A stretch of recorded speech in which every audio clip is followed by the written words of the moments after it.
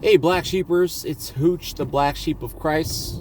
I know it's been a while since I've released the video, but today I just wanted to catch you up on some things, some happenings in my life. And I want to kind of draw some lessons that I've learned by life, some things that God has taught me in recent days, weeks, months, and years. Recently, I lost my mom. She died of cancer at 60 years old. October, actually, specifically, was when she passed. And throughout this past year, 2025, we knew that the time was drawing near. And in God's ways, His special ways, He brought us through the difficult times. And He continues to show us how faithful and how kind He is.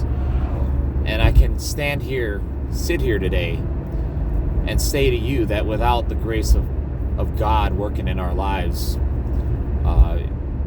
it would really be impossible to understand, to cope, to process, to work through, both from an emotional, spiritual, psychological standpoint, and just physically, being here, having health and breath and energy.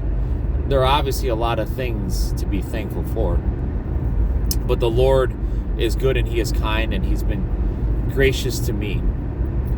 And I want to talk about some lessons that I've learned from taking care of my mom, seeing that process of death, an inevitable process for most people. Unless the Lord Jesus comes, we all will die. And it's not an easy process to see, to witness. But it is reality.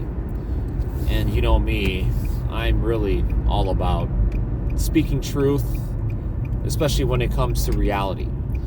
And maybe that can come through too strong. Maybe I'm sometimes viewed as too obsessive in that way. But it's me. It's what I have to talk about. It's my experience. And if you are kind enough and interested enough to hear, I think this is probably going to be more than one video regarding lessons and observations and things like that. I really don't even have an outline that I have in my mind. But today I want to specifically talk about the main lesson that I've learned, which is honoring your father and your mother, the role of family, and just being grateful, not taking for granted the gifts that God has given you. Moms are great, and my mom was a great mom. My mom was someone who loved me.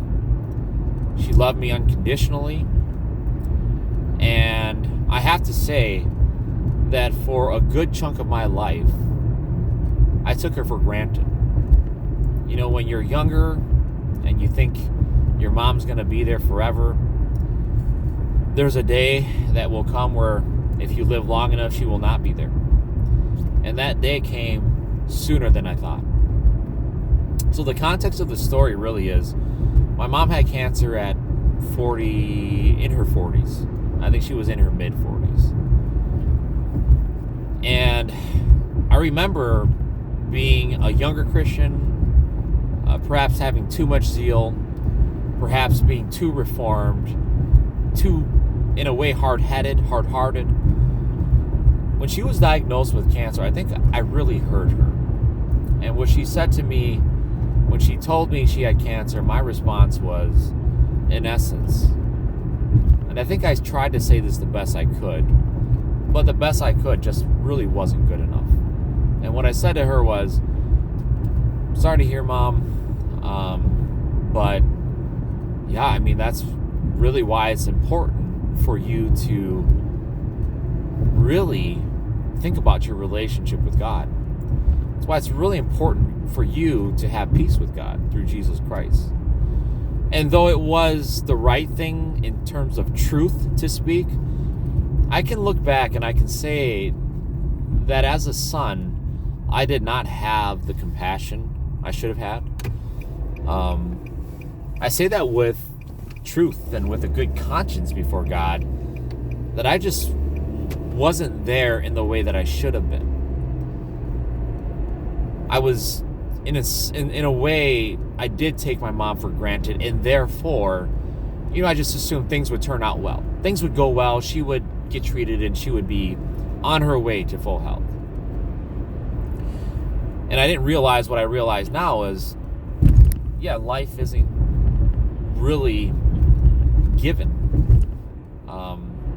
It's not guaranteed. It is given to us by God, but it's not guaranteed. It's something that we don't know what each day may bring. We don't know the day or the hour or the minute in which we will go. It could happen quickly like this. But when you're young, even when you're saved, there's still a lot of naivete in you, and you kind of think you're going to be here for a long time, and you kind of think mom's going to be here for a long time, dad's going to be here for a long time. And when you think that, you're naturally going to take for granted your mom, your dad. And so I just remember responding to her in that way, kind of cold. Throughout that whole process, to be fair to me, I was somewhat newly married. I had a child on the way. I had my focuses all over. And sadly, part of why my focus wasn't on my mom as much as it should have been was because I think I was distracted, even rightly so. But I lost the meaning of honor your father and your mother, the 5th commandment, which is a very important commandment. It's the first one given to people on a horizontal level. The first 4 are your relationship with God. 5 through 10 are your relationships with others. And I really lost sight of that. And I lost sight of that partially because I was so in tune to the health of my relationships with the body of Christ, the local church. I was 100% invested. And I think that's not a bad thing to be 100% invested. But there was so much emphasis on your family, the family of Christ. God's family should be this to you. It should be more important than family. Whether it was purposeful or whether it was not, whether it was intentional or unintentional, as a new Christian, the impression was that I was to give my all in all for my church family, and then whatever I had left, I would give to my own family. And I think when I say that out loud, I think we can see what's wrong with that. And so when I look back at my relationship with my parents, my mom specifically, I can really look back and say, you know what? My priorities were just way out of whack. There was imbalance. Much of life is balance, finding the right balance. And I was very imbalanced in my views. I took Scripture to heart, so much so that I neglected the 5th commandment. Other aspects of my life, my relationship with my mom, a lot of arguing, a lot of disagreeing. I was often offended by the way that she perhaps spoke about my faith and those things relating to my faith. And it was hard times. There was a lack of understanding. There was a lack of good communication. And at that point, I really felt like, you know what? It's because I'm taking hard stances that my family, specifically my parents, are having difficulty with me in our relationship. And it was always something that I had to work on, which was honoring my parents. And I knew that. But that clarity increased over time as to where my weaknesses were. At the very beginning, I would say it seemed like many of the weaknesses in our relationship, at least into my own eyes, was, well, it's just them. They have an issue with who I am. What I was really unwilling to entertain what might make me unattractive. And I've talked about this in other videos, but this specific relates to my mom. And I think I held my faith so tightly, and I was so new and I was so on fire that in my zeal, I lacked compassion, I lacked love. And I look back at those years, and surely there was a lack of compassion, there was a lack of love, which led me to speak to my mom in the way I did, which led me to not be there as I think I should have been there. And again, there were good reasons to be distracted: marriage, your kid. But this is your mom you're talking about. This is the woman who gave birth to you. And I realized at some point recently that, and recently by recently I mean in recent years, that though the church, as good and as kind and as loving and as beneficial, as uplifting as the church was to my life, as vital, there was still a place for my family. There was still a place for my parents. Even though at that time, for many years, I saw my mom as unsaved. And I think she was unsaved. Fast forward to the past year, that's the goodness, the kindness of God was, I saw her faith increase. I saw the Spirit of God working in ways in which I had never seen before. But that's another topic for another day. Today I want to talk about how I struggled with my mom and how I took her for granted. And I took her for granted for those reasons and those ways. I argued with her, many arguments, many times where I felt like, you know what, I just really feel like, you know what, I can't be with this family. It got that bad. I was ready to forsake my family. But that was a shame to me, because I didn't realize who I was. I didn't realize how I was expressing myself. I didn't realize any of those things, partially because I was so blindsided by my own weaknesses and my own sin, my own pride. But when the church left me, when I was deserted by the church, guess who was there? My mom, my dad, my siblings, my cousins, my uncles, my aunts, my extended family. Especially my parents. And that reminded me, that showed me, you know what? The church is important. Very important. But my parents are also very important. They are uniquely positioned in my life. God has ordered family to be the family, to be parents in the family leading the children, for the children to be obedient and honoring to the parents.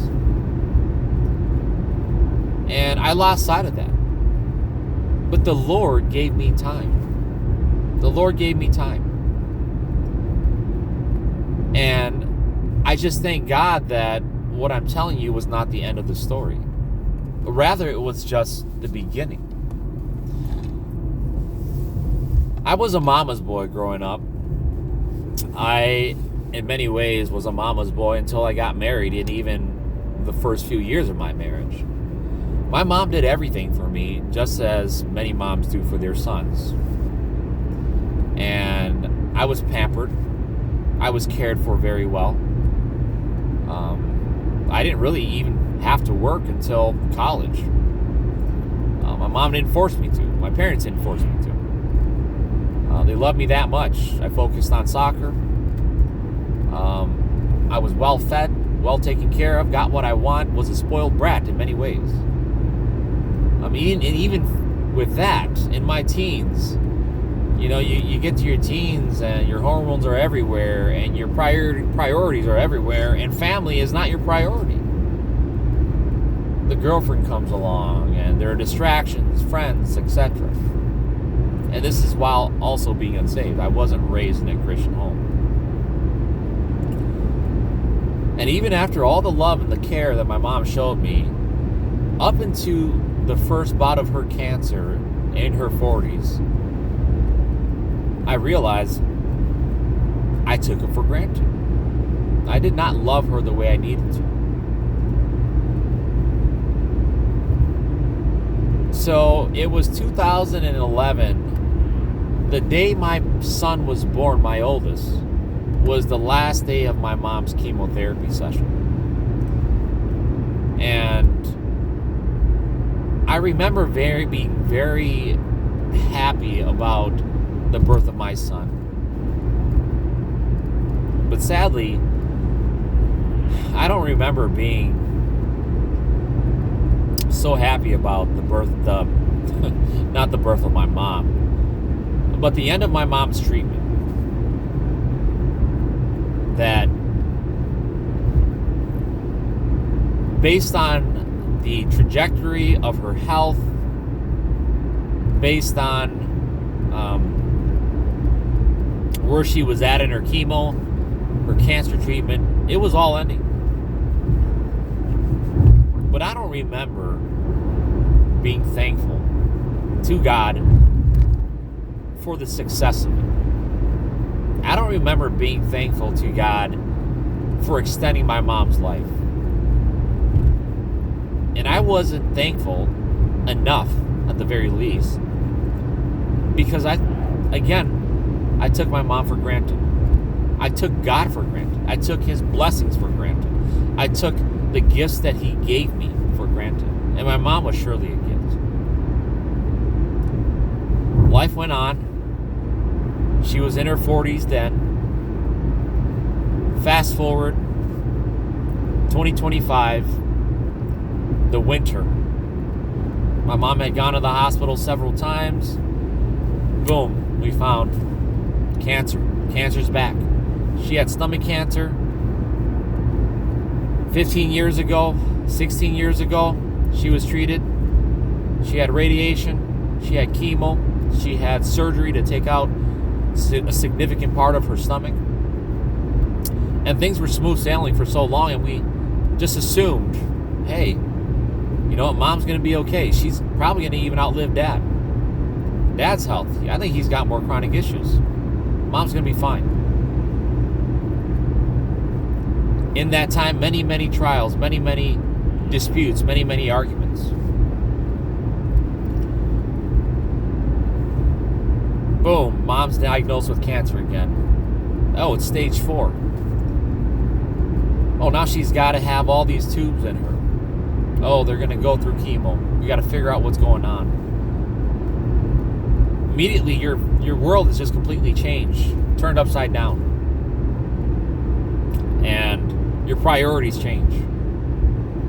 And suddenly, if you're honest with yourself, if you're honest with this situation, if you're familiar with healthcare, you come to the conclusion. The family came to the conclusion, you know what? We don't have much time with mom. Boom. It hits you. It hits you hard. Life without mom. To me, that's when the mourning process started. When I realized that. There would be days where I would drive, I would listen to certain songs, and my mom was still alive waiting for me at home.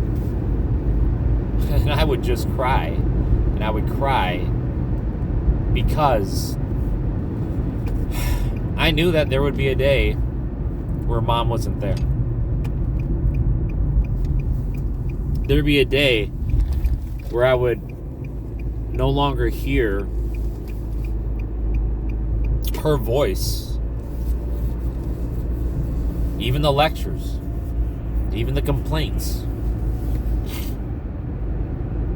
And it was sad. It was reality.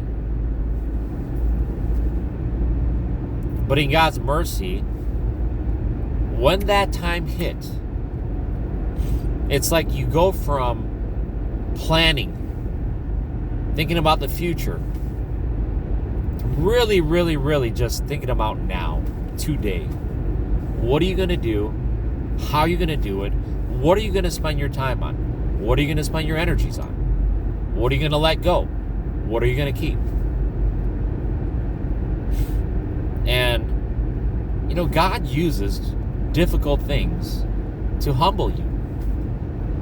And that was a mighty humbling moment. The moment I realized, you know what? I'm really sad. Like, mom is she's gonna die. she's not going to be here. She's not going to be here for me. She's not going to be here for my siblings. She's not going to be here for my dad. She's not going to be here for her grandkids. She's not going to be here for her siblings, for her parents, for her friends, for her relatives. The rock of the family, mom's offhand are. They play such a big role. To have that completely taken away, the thought of that was so difficult. But it humbled me. It showed me, you've taken your mom for granted for so long. Now, you have to be intentional. You have to be thankful for each and every moment that you have with her.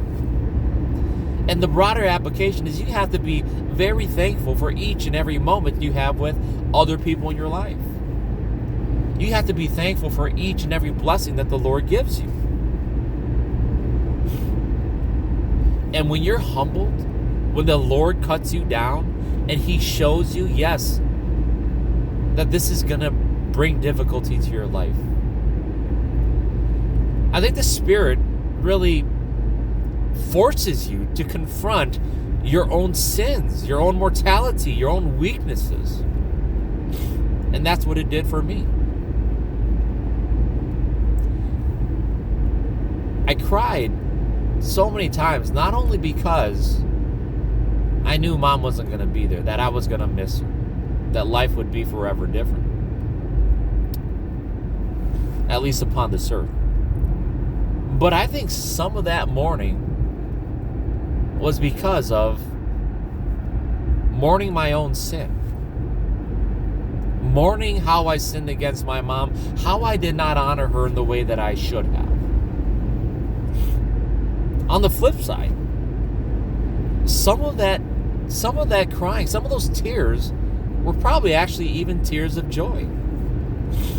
And how gracious, how kind God was to give me a second chance to correct what I did wrong and what I did not do the first time. And that's why I say, you know what? Life is hard and we're going to make mistakes, but mistakes are good because they show us where we lack. They show us our weaknesses. They show us our sinfulness. They show us our lack of faith, our unbelief, and they draw us back to Jesus Christ if we're thinking about our sins and our mistakes correctly. And sometimes God is so kind that He gives you a second chance to correct it. And that was my mindset when I looked at the situation. You know what?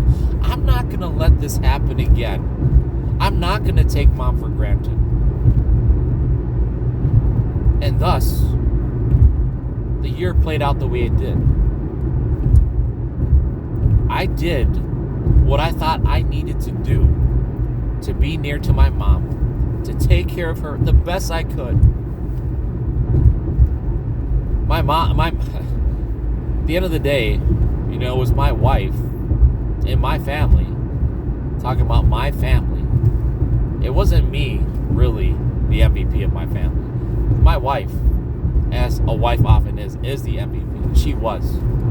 She was the one that really took care of my mom. I took care of my mom as I could, but I needed to go to work. I had other responsibilities. And it's not like my wife doesn't work at home, but the situation is slightly different. She was able to care for the family, able to care for my mom throughout the 10, 11 months that we were there with Mom. And again, I did the best I could, but it was not nearly to the capacity of my wife.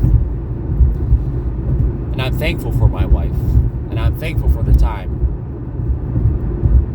But just speaking from my perspective, yes, I made decisions that I felt were necessary to honor my mom and honor my dad and honor my siblings and my family in this moment in which I knew was going to be a fork in the road in my life, where life could never be looked at the same. And there's not a day that I regret the decisions I've made. Because you know what?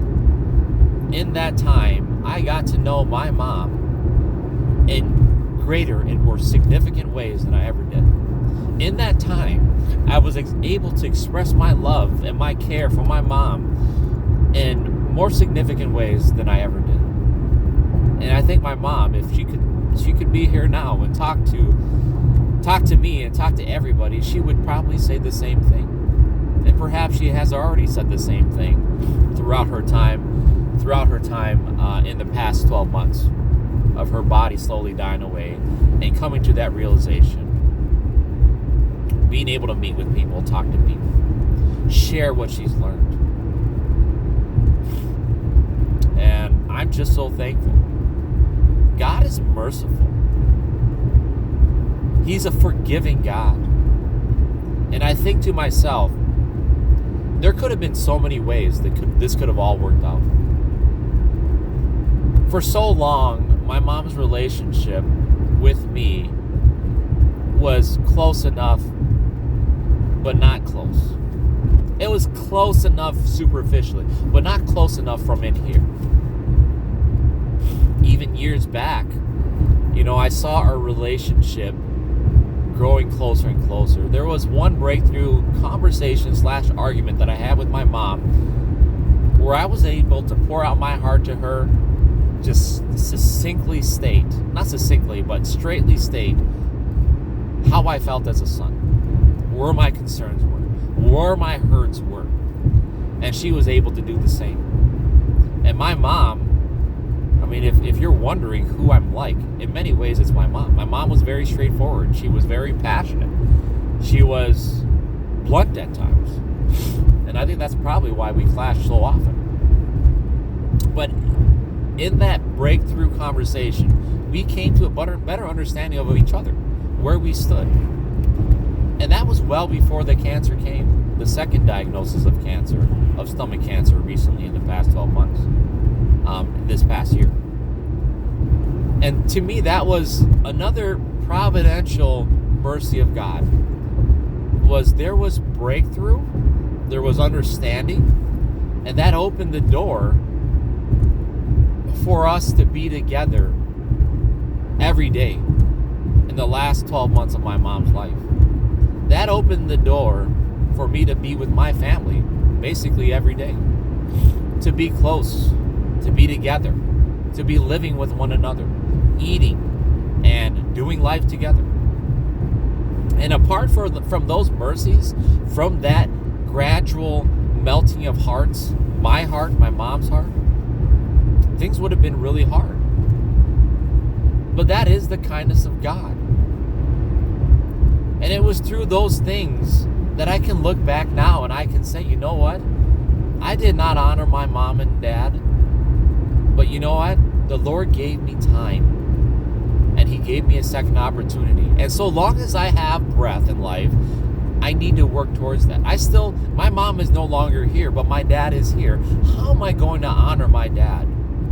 How am I going to do the same thing, go through the same process with my dad, if that is to be the case, in terms of drawing closer to Him, building my relationship? And I think that we can extrapolate what I'm saying, not just to the parent, the child-parent relationship, but to every relationship we have. The bottom line is, I want to share with you how the Lord has worked in my life, how He has humbled me, how He has taken away my life, my mom, and changed my life, and how He has worked through this situation in my relationship with my mom for the better of my soul and for the better of the souls around me. I would not have come to these conclusions apart from trial, apart from sin, apart from mistakes. And I'm thankful to God that He has given me the wisdom and insight to say, you know what? Though you are the chief of sinners, though you made this horrible mistake, I'm going to give you a second chance. And by God's grace, by the grace I give you, you will live. And you will make the most of this chance as you can. All praise and honor be to God. Because He could have easily taken my mom away. And He could have easily not given me a second chance. And I would have had probably more opportunity to live with regret. And it's because of God's mercy that I don't have to live with regret. I don't have to live with this feeling knowing that my relationship with my mom wasn't as good as it needed to be. I didn't have to see my mom die knowing that I didn't give my mom all the love and the care and the honor that God required. Now, I didn't do it perfectly, but I can stand with a good conscience before God and say that I gave my all in all to care for my mom, to honor my mom in her last days. So what's the concluding application? I think I already alluded to this, but I'll say it more specifically. The Lord has given us relationships. He's given us parents. He's given us each other to honor, to love, to care for. And so often we take these relationships for granted. The good ones, the bad ones. And I think what this taught me, and which I hope it encourages you to do, is to live every day like it's your last, truly. To treat every relationship as one that you want to build, as one that you want to have a good conscience before God. That if the life of this person is gone, that I don't have to sit here and regret, oh man, I should have made amends with them. I should have been more kind to them. I should have loved them more. And I think this applies even to your enemies. I believe in my life, I have enemies. I have people that have done me wrong and continue to want to see me suffer. And these people, even I still need to pray for them and to have enough compassion on them to pursue peace and to pursue reconciliation. So that if these people suddenly pass away, I don't have to sit here and say, you know what? I regret not pursuing peace and reconciliation. I regret not making amends. In other words, I want to have as much peace with all men as possible.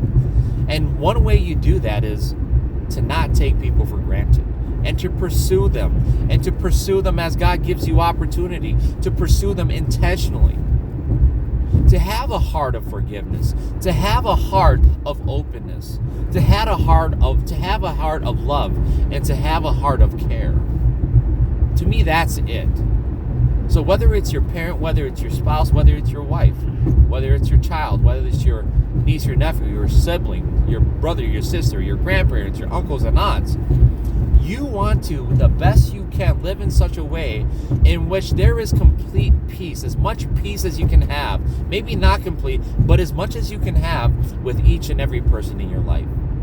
Meaning you need to keep short accounts with God, and you need to keep short accounts with people. That if you sin against somebody, you can go to them and say, you know what? I'm sorry, I sinned against you, forgive me. Even though you may not have the best relationship with them, even though they may be your enemy, if you sin against them, you still need to confront your own sin. You still need to confess your sin before God, and you need to still confess your sin before them and seek their forgiveness, to make amends, to make as much peace as you possibly can. And I think that's what we need to do. I think that's what God has taught me, how I need to live in that way, so that I can have a good conscience before Him, so that I can leave these relationships open, so that I don't have to feel like, I don't have to feel regret over not saying enough, not loving enough, not doing enough. And an application to this channel, the Black.sheep.of.x, and the main theme of this channel, corruption, church hurt, spiritual abuse, whatever you want to call it. I've called out many men, but my conscience is clear before God to say that even though sometimes they may come off as maybe too facetious, too sarcastic, maybe it might come off as too harsh, I know where my heart is, And my heart desires peace. My heart desires reconciliation. And because my heart desires these things, there is a pursuit. There is a pursuit for the well-being of others. And it may not always look perfect. It may not always be perfect. In fact, it hardly ever is. But to me, the intention is there, and the Lord knows my heart. Intention isn't everything, but it does mean something. And I want to live my life so that I can look at my loved ones, and I can look at even my enemies, and I can say, you know what? I try my best in these relationships to make it the best they could be. And the Lord, it's up to the Lord. I have a responsibility. I can sow the seeds, I can water the seeds, but the Lord needs to bring the increase. Only He can turn the hearts of men. And sometimes these relationships you're going to see come closer, as in my relationship with my mom. Sometimes these relationships are only going to get so close. And sometimes these relationships aren't going to be close at all. And I think that's okay. But we need to try. We need to pursue. The Lord is going to lead us in how this all looks, but we need to be open. And that's my story about how the death of my mom caused me to see how I took her for granted, how I did not honor her, and how it caused me to say, wow, see, you really need to love the gifts that God gives you much more than you do, to appreciate it, to be grateful, to be a good steward. And I think oftentimes we don't look at relationships as gifts.